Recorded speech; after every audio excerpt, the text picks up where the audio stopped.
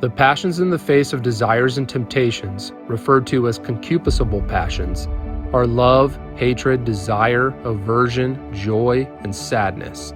Noting the passions of love and hatred here simply mean the animal-like attraction for what is fitting and repulse for what is not.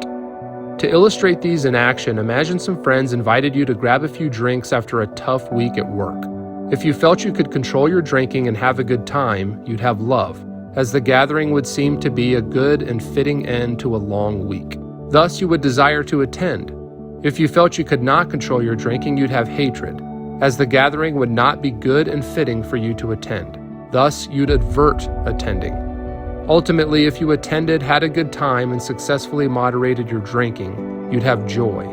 However, if you were unable to control your drinking, you'd have sadness. Unfortunately, many know what they should avoid, but don't.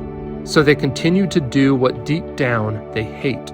Thus, they are left in a state of underlying sadness because they are ultimately slaves to vice.